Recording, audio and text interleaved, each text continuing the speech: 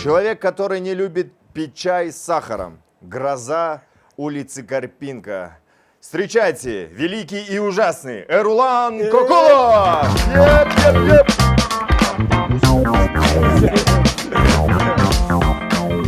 Так. Здрасте. Можно же на ты же, да? Да? Да. Эрулан, рада приветствовать вас на нашем шоу. Шоу называется «Не до шуток», кто не запомнил. И мы приглашаем сюда гостей для того, чтобы делиться с проблемами, с актуальными темами, которые у нас происходят в городе. Спасибо, что уделил нам время. Я понимаю, что тебя многие ищут, но несмотря на это, ты пришел к нам. Спасибо огромное. Мы тебя не ждали. Мы тебя там ждут. И первая тема, о котором мы можем поговорить, это... Давай мы начнем с тем, которые лично с тобой связаны, да, что ты делаешь у нас в городе. Реально большой респект есть от общества, именно города, от молодых, потому что я недавно был свидетелем того, что молодые ребята, только что закончившие школу, пришли с бумагой, где было написано президенту Республики Кыргызстан Садрова. Петиция была, да, на котором было написано, что мы хотим видеть Эрулана Кокулова в качестве санэпидемнадзорщика, или как эта должность называется? Директор санэпидемнадзора, по-моему. Директор санэпидемнадзора Республики Кыргызстан. Я подписал, кстати, я оставил номер, если что, мне позвонят. Да. Я просто не знал. Кстати, вы как, у вас есть, да, желание стать? Так, С чего это началось? Давай. Да, Вот. Ну, это все началось с проекта «Не сахар». Вот. Желания стать абсолютно нет, потому что это адский труд на самом деле, потому что эти ребята на протяжении 30 лет не работали, 30 лет, и заставить двигаться эту систему будет очень тяжело. Тем более срок, который я говорю, 3 месяца, это очень мало, но по своему опыту я знаю, что это можно сделать, и поэтому я как бы, скажем так, согласен идти на вот эти вот жертвы, да, то есть непонятно, как получится на самом деле. Я верю в лучшее, конечно, но я знаю, что его можно хоть чуть-чуть сдвинуть, эту структуру с места. И поэтому, да, я готов идти туда и работать. примерно Это же даст власть тебе, да, по-моему? Как? Это же власть, по сути. Ну, прям. Ну, по сути, да, это государственная должность, да. Какая зарплата? Я отказался от зарплаты, я сразу сказал, что я готов проработать бесплатно. Серьезно? Но с да. камерами. Но с камерами, естественно. Подключая свой канал, да, Да, получается? да, потому Прям что- там. Потому что мой опыт показывает, что Прикинь, это Именно. самая станция «Не сахар» называется. Переименовали. Госорган «Не сахар». Директор не сахар. Ну так получилось в нашей стране, что за 30 лет как бы госструктуры они не показали, что они работоспособные, и именно вот общество движет в нашем случае вот к цивилизации нашу страну, да? Как ты справлялся с угрозами? Вот первый, Реально, да. вот без вот, большой поддержки народа в самом начале, как ты говорил, что тебе постоянно приходили угрозы с тем, вот, Я чуть-чуть сумасшедший просто. Еще раз. Как еще? на голову больной. Просто бояться глупо. То есть бояться того, что тебе кто-то даст по башке, бояться того, что ты умрешь, это глупо. Я могу гарантированно сказать, что кто мы здесь в зале сидим и кто вот там за камерами, да, мы все умрем. Ну, Вы все умрете. Придет время, да, мы все умрем, и то есть бояться этого там, Астон не Алая знаю, не хватает. избегать этого, это глупо, да. Мне кажется, что за время, которое тебе дал Бог, надо попробовать все-таки что-то изменить. Арстан Алай. У нас следующий гость будет Арстан Алай, поэтому Да-да-да, у нас Бог это у нас один Бог. да, Арстан Алай. Это Арстан Алай. Куда это просто не знаю.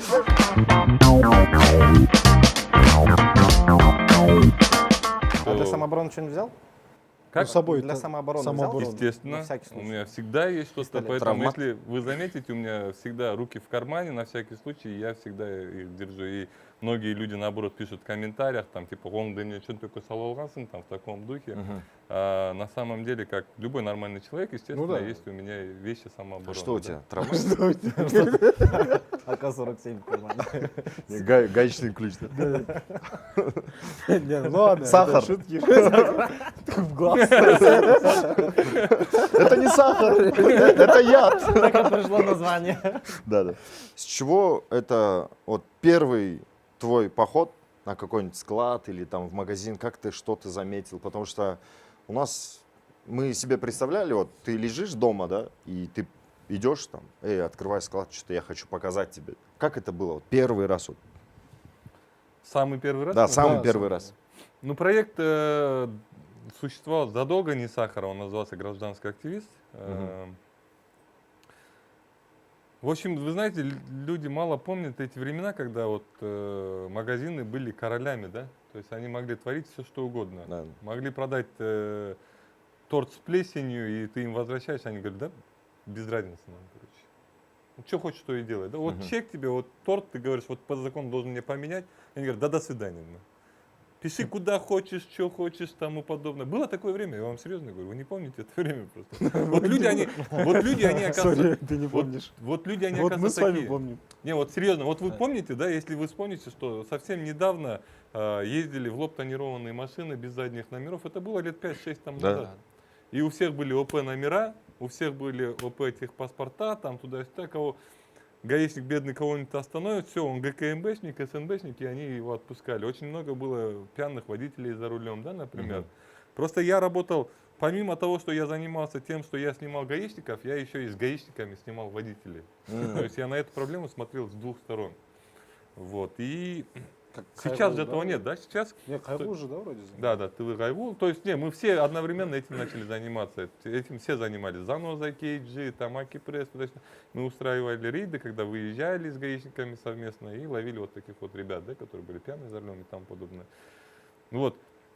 Сейчас-то люди об этом забыли. Сейчас, то есть, увидеть тонированную машину в Бишкеке, это очень Редко, да. да? А без задних номеров это так вообще, да? Да. Почти что не видишь. А было такое время, когда это было.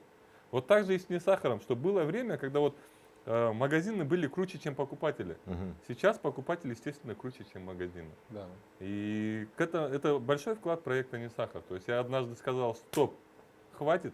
И вот над этим работал. Этому городу нужен новый герой. да. Да. Не, кстати, да, тебе надо свой мерч какой-нибудь придумать. Или вот взять сахар там вот так сделать. Да, да. В магазин. В лицо ему. Хотя, вообще тема, которая беспокоит тебя, вот, в любом случае мы хотим показать для наших людей, для горожан, что темы, которые беспокоят нас, беспокоят и звезд. Поэтому... Звезд э, такой. да. Не, Где вот они? я про Хурала, да. Хорошо. Я шучу. Просто звезды. А, вы? Не, ты же звезда. Серьезно, да. Прекратите. Короче, первая тема, которая меня очень сильно волнует, это тротуары. Мы перестали использовать тротуары и по назначению, условно сказать. Мы там паркуем машину, есть мойки, которые прям на тротуаре моют свои. Вот мойка, и потом выезжают, они на тротуаре прям протирают это. Есть места, где вроде бы есть тротуар, можно это назвать тротуаром, да, но там камни, грязь, тому подобное. Мне очень жалко мам, да, которые вот с колясками, да, они вот так вот их всех объезжают, там эти машины, которые на мойке стоят, и по этим камням, там, с этими колясками ходят. Вот далеко не только надо мамы, ходить, есть да, вот инвалиды. если по Карпинке вниз идти, Ну мы вот, там, брат, Несчастная где картинка. за Фрунзе, да, я вот там вот тротуар видел, ну там нет тротуара, это нельзя назвать тротуаром. Или же здесь взять, вот, например, Джибек Чолу, Халга Киева, да, там несколько автомоек стоят, и там тоже невозможно пройти. И на самом деле это проблема, да, то есть мы не ходим с колясками, мы не знаем это, что такое, правильно? Короче, смотри. Не, почему, вот реально, почему тротуары? Есть еще какие-нибудь? Кстати, нет, это большая проблема. Это большая Нет, это проблема. реально... Это очень Ты сильно на коляске, неудобно. говоришь, двигался же, да? Я на коляске двигался, да, вот мне по кайфу просто. Не, Нет, это ну, надо попробовать, это надо понять. То есть, вот когда ко мне обращались мамы, да, я непосредственно попробовал это на самом деле тяжело. А кто должен вообще следить за тротуарами? Мэрия. Мэрия города. Да. Он, так нет, же есть мэра же же нету. подразделение. Да, у них есть там люди, которые должны отвечать за вот эту вот часть. Обращаемся к мэрии города Бишкек. Мэрия, пожалуйста, сделайте нам тротуары хорошие. Кроме тротуаров, Да, ладно, что что еще есть? Да, и едем Спокойно. дальше. Можем паузу сделать, если... Кроме тротуаров. Ну вот, А была вот, же еще проблема, что-то у меня в голове сбилось все. вот ты такой лежишь дома, вот, блин, вот это меня Маршрутки! вот маршрут. напрягает. Давай. Больная Самое тема постоянно. первое – это закон о защите прав потребителей. Потому что, закон о защите прав потребителей, клиент не должен оплачивать услугу, которая еще не оказана. То есть мы же платим 10 сомов, когда заходим. Мгм. Сейчас все маршрутники против меня пойдут. Так. Ну ладно.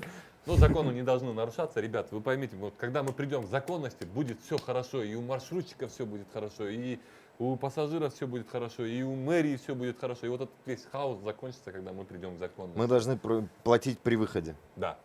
Как То есть- ваше? Да, как вообще. Потому что Я жесткий, я оплата тоже. идет, когда Садоман, привет. услуга уже окончена, услуга уже оказана. Мгм. Вот. Второе, это, конечно, состояние некоторых маршруток. Они довольно аварийные, и даже не некоторых, даже многих. И вы знаете, я опять-таки скажу, вот возвращаясь к тому вопросу, что сейчас начнут говорить, что я там мучаю бизнесменов, тому подобное. Ребят, вас никто не мучает, если честно, вы сами ленивые. Реально, вы не хотите делать элементарные вещи, и поэтому приходится вам об этом всем напоминать. Во-первых, то, что ваши маршрутки таких в аварийных состояниях, это не только опасно для ваших пассажиров, это опасно для окружающих и непосредственно опасно для вас. Поэтому надо энную сумму. Нельзя все время вот так вот на себя. Вот когда маршрутчики жалуются, да, если честно, я не знаю, мне чуть-чуть обидно даже становится. Такое ощущение, будто они живут на Марсе, да. Я знаю, сколько они зарабатывают. Мгм. Честно. Потому что у меня друзья водили маршрутки, у меня знакомые до сих пор водят маршрутки. Я прекрасно знаю, сколько они зарабатывают. Я прекрасно знаю, что можно держать в нормальном состоянии маршрутки. Мгм. За эти Зарабатывать. деньги. За эти деньги, да. Ты, значит, против повышения тарифов? Я, естественно, против. Я считаю, что... чтобы вы понимали, да, аренда одной маршрутки стоит от 1200 до 2000 или 2500 сомов в месяц. Аренда. За день. Не, подожди. Нет, в месяц. Ой, В за смысле? день. За день. То есть за месяц, да, я сказал? За день. Да, сзади. Да. То есть человек, который отдает аренду в 1000, там, условно говоря, 2000, 2500 сомов, то есть он, значит, где-то там тоже зарабатывает, правильно? Мгм. Он же не может все деньги в аренду сдавать. То есть, по сути, одна маршрутка, получается, так нормально зарабатывает. Нет, был А маршрутникам опасаться? С тем, что ты можешь там, прийти на линию проверить. Не, не, 185. а что Этим можно пускай другие там люди проверить? занимаются. Ну, я не знаю, типа Как состояние минимум маршрута. Целостность, да, Да. безопасность.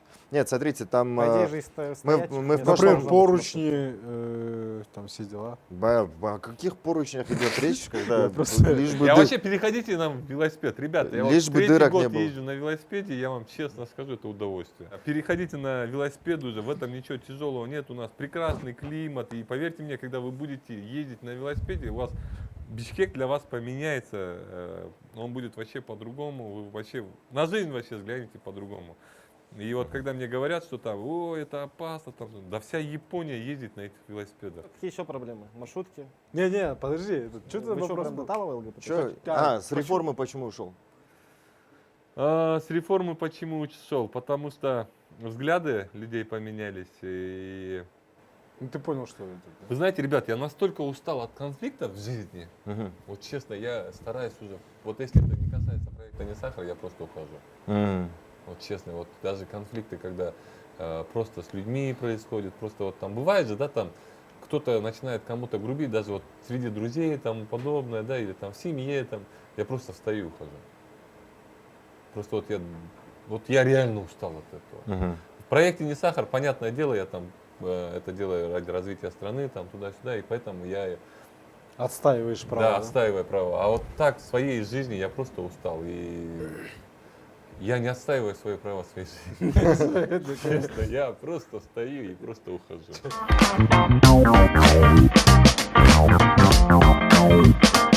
Итак, мы очень много поговорили о проблемах. Ну, проблем у нас как звезд на небе, да? Считая, что город, что Кыргызстан в целом. Поэтому я Мы все в целом хотим о чем-то поговорить, о положительном. Есть что-то, что тебе прям нравится у нас в городе? Именно в городе. Не будем брать Кыргызстан, потому что там, ты можешь сказать, горы, там, Иссык-Куль. Вот именно Бишкек. Что тебе прям очень сильно в кайф залетает? Прям? Вот ты Кроме прям бухла. такой Да. Так, Я шучу. ну есть, да, мой народ. Не, это слишком. Кроме очевидных вещей. Не, ну, ребят, реально, мне очень... Вам поддержка людей, да, Да, имеешь в виду? поддержка людей и вообще вот настроение людей, да, я был в разных городах за границей, да, и у нас нет в городе вот этой вот городской суеты, да, где люди все угрюмые, там, ходят, там, у них вечно дела, там, тому подобное. Условно говоря, чтобы вы понимали, моя жизнь в Алмате, например, да, Мгм. она была вот такая. В 9 утра ты идешь на работу, и через 5 минут 9 вечера, и ты уже идешь домой. То есть вот настолько загружен этот город, да, и все там угрюмые, там вот у всех все время все куда-то опаздывают и там подобное. Вот слава богу, Бишкек пока не дошел до того уровня, да, когда все люди злые и там подобное. Не дошел до этого. Не, ну это же Почему ты момент, печально звучишь? Это момент плохо. развития же, да? Да, да. Когда вот город развивается, естественно, люди больше работают и там подобное, да? Мгм. Ты Вот. бы не хотел бы, чтобы... Нет, я бы не хотел бы. Чтобы мы развивались. Нет, чтобы мы Получается. были угрюмые, вот такие, да. все время занятые и там подобное. Спасибо безработице, что не позволяет, что не позволяет госорганы. Спасибо, что вы работаете. Так, давайте объясню так, ладно, по-другому. Да. Запарили, блин. Темп в Кыргызстане, темп жизни в Кыргызстане, она чуть замедленнее, чем в других странах. Да. В Бишкеке. Вот. И это тебе нравится? Это мне нравится. Мне нравится, что я могу не торопиться. Just chill. А, во-во-во. На релакс.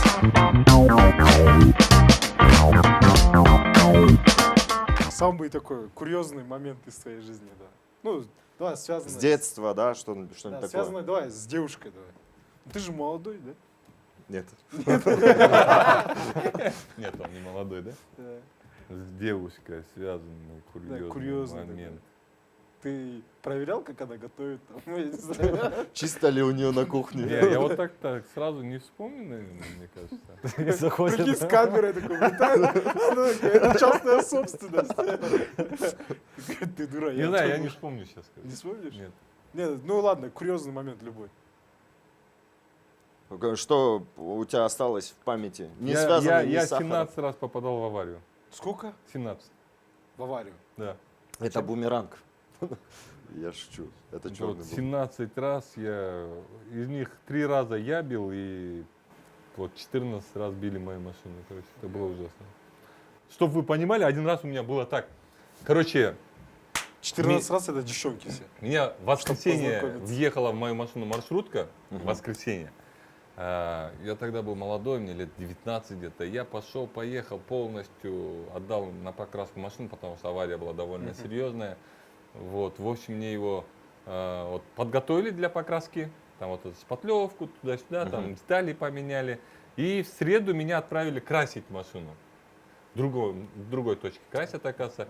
Я еду на эту В точку. воскресенье это все происходит. В воскресенье я попал в аварию, в среду мою машину подготовили. Я еду красить мою машину, и меня сзади въезжает другая машина, короче. Женщина. Мужчина.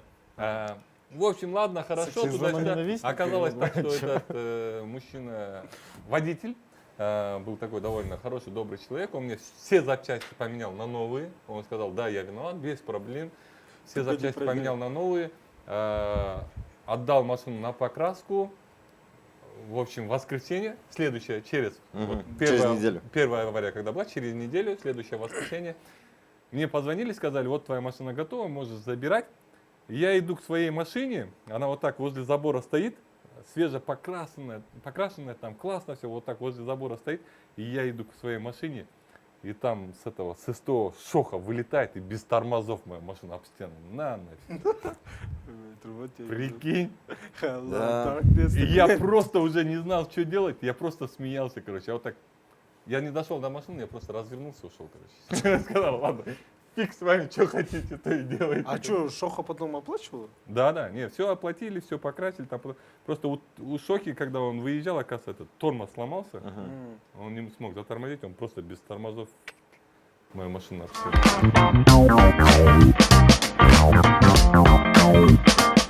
Смотрите, теперь настало время, чтобы дать пару минут, не пару минут, минуту для того, чтобы... Пару много, да? для этого? Пару много. Не заслужил я пару минут. Да. Я же нормально отвечал на твой вопрос. Не, можешь хоть полчаса говорить, мы вырежем уже. Еще раз лицо сказал. Да. А, Ты можешь обратиться ко всем владельцам ресторанов, всех тех заведений, которые нет, я непосредственно обращусь касаются к тебя. государству. Ребята, хочу, чтобы вы начали уже работать, потому что это непосредственно ваша обязанность. То, что делает проект «Не сахар», это тоже ваша обязанность. И то, о чем мы говорили, о проблемах, о которых мы говорили сегодня, это тоже ваша обязанность. За это вы получаете деньги, за это вы сидите на своих рабочих местах. И я вас очень прошу, пожалуйста, уже начните работать. Хотим поблагодарить еще раз нашего сегодняшнего гостя. Это у нас был в гостях Эрулан Кукулов. Спасибо, что уделил время еще раз, пришел к нам, посидел, побеседовал. И как выше уже сказал Эрулан, ребята, давайте начнем уже работать, что-то делать для нашего любимого Кыргызстана. И тебе удачи, будь осторожнее. В принципе, мне кажется, это как угроза в Да, будь осторожнее. Спасибо огромное.